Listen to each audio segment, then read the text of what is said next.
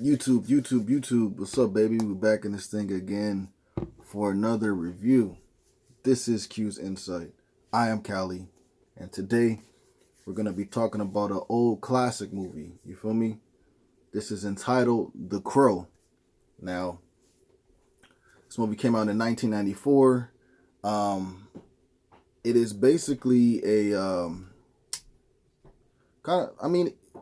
he is like a superhero in a way, but it's not lighthearted, you know what I'm saying? It's kind of more like emo type feel to it, you know, and but it's cool. The reason why I wanted to watch The Crow and The Crow City of Angels is because for one, I heard that Bill Skarsgård is supposed to be playing The Crow for a remake of the movie, as well as I watched Curse Films, season one, and one of the movies that was in there was The Crow. And when I, was watching the backstory of the curses and stuff like that, I was like, yo, man, like this is a movie that I need to watch, you know what I'm saying? Because it's one of those classical movies that, defined a generation, you know what I'm saying? And also moved movies forward within the action space that they were at. After seeing this movie, I can see that The Matrix definitely got some of its fill from this movie. Not saying that they copied everything and everything exactly the same, but some of the feel from The Matrix, they got that from The Crow. I can tell that for sure. But yeah, man. So I just wanted to watch The Crow, and I watched The Crow, and I watched the second one as well. So I'll do a review on that. I'm probably not gonna watch The Crow Salvation, or The Crow Wicked Prayer, because the first of all, you can't find The Crow Salvation anywhere unless you like buy it. I don't feel like buying it because it's like, I don't. It's not up to par with this Crow. You know what I'm saying? And then the fourth one, you can buy that, but I heard it wasn't that good. So I think I'm just gonna do the one and the Crow one and the Crow City of Angels and just call it that until we get a new Crow movie. You know what I'm saying? But yeah, this is a review on The Crow. So if you've been on the channel before, you already know how we do it. We started off with the premise, 3 favorite scenes, the grade, and we on to the next one, right? So for this, the premise is you have a character named Eric Draven, and you have his wife, and they're deeply in love and whatnot, but you don't necessarily follow like their love story per se. You kind of see bits and pieces of it, but you can tell that they're in love.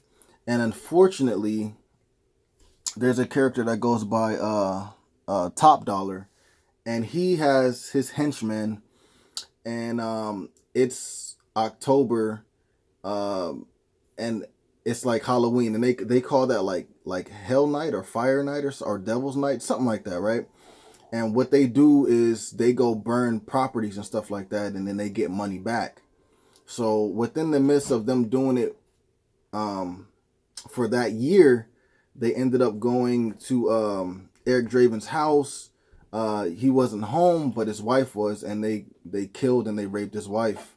And in the midst of them doing that, Eric did come home, and when he gets there, he's greeted by, Top Dollar's henchmen, and they kill him. They throw, they throw a knife at him. I think they like beat him up a little bit, and they throw him out of a building that's very high up. I don't know how many stories, but it's very high up, and he dies. Now the whole thing for the crow in the beginning, this is not word for word, but basically what they say is that a crow carries the spirit to the next world, but sometimes it's somebody will die and everything will be so wrong to the point where the crow will actually bring that person back to life to allow them to fix the wrongs, and then they can be reunited with their loved ones. So that's basically what happens because he died such a horrible way. These guys are out here being ruthless, and they would still do it again, pretty much. The Crow ends up choosing Eric Draven as its avatar per se, and it he comes back to life, and his whole mission is to make things right. He's hunting down each one of the people that, because I think there's like 3 or 4 dudes that committed the crime and the murder to him and his wife. And so, he's going after them, and then he's going after Top Dollar, you know what I'm saying? But that's basically the premise of this movie. I gotta say 3 of my favorite scenes would be, and these may be out of order, but 3 of my favorite scenes would be, there is there's a scene where he's running like rooftop to rooftop, like jumping over stuff and kind of like parkour. And when I watched that, man, I was like, yo, this is the beginning of the Matrix. This is that beginning where they're running in the rooftops. This is where they got that from. Like, this is like the whole look and the vibe and everything like that really reminded me of the Matrix, that opening scene with Trinity running away from the agent. And so when I saw this, I was like, yo, this looks dope, for one. And two, I gotta respect it because, this is where that Matrix scene derives some of its essence from. So that would be one of my favorite scenes. Another one of my favorite scenes would be when Eric Draven, he goes to that like pawn shop, and he ends up getting his wife's wedding ring back, and he ends up blowing up the shop.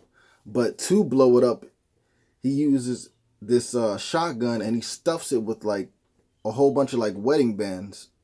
And so, he had earlier, before he leaves the building, he puts gasoline everywhere and stuff like that. And he takes the shotgun and shoots it, and all the wedding rings just come out and they spark on the ground, and then it blows up that building. That was pretty dope, man. That was pretty dope. My third favorite scene would basically be the fighting between Top Dollar and Eric Draven at the end, when they were sword fighting and stuff like that, man. I thought that was pretty dope, and it was cool. It was cool. It was cool to see. So those will be 3 of my favorite scenes. For the grade for this, man, this movie's great, man. This movie's great. It ages fairly well. It does have some stuff where it's like, but it ages fairly well. I like Brandon Lee and the job that he did in there, man. It sucks so bad that he's dead and he was not able to continue his role, because if he was able to continue his role and do a 1, 2, 3, this franchise would be in a better position than it's at. But he was not able to do that because he died on the first movie without even finishing the movie. So just a sad situation, man. Sad situation. But yeah, man, for me, this is a classic movie. It's really good, man. It was made back in 1994, and I respected everything that people have derived from it and made it into their own, or just for what it was. To me, I'm gonna give this a 10 out of 10. A 10 out of 10, man. You put some respect on the Crow's name, you give it a 10 out of 10 for sure. You know what I'm saying? But that's the premise. You got 3 of my favorite scenes. You got the grade. So, yeah, man, if you guys saw this movie, let me know what you guys thought about it in the comments down below. Are you looking forward to a new Crow movie? Who would you want to play Eric Draven? Because I'm not so sure I want Bill Skarsgård to play him, but as I think about it, it's kind of like maybe it'll work out, you know what I'm saying? Because you just kind of think of how he looked as it, you know what I'm saying? With the white mask already, with the the red mark and stuff like that. It kind of was like Eric Draven's mask or paint, face paint. So, he may be able to pull it off. He may be able to pull it off. But who would you want to play the Crow if not Bill Skarsgård? which Crow movie out of the 4 movies that are out right now is your favorite one? Have you seen all the Crows? Do you suggest that I watch the Crow Salvation if I can, and also the Crow Wicked Prayer? Do you suggest that I do that? Let me know about that in the comments down below. Please remember to like, subscribe, and share. As always, this is Q's Insight. I am Callie. Until next time.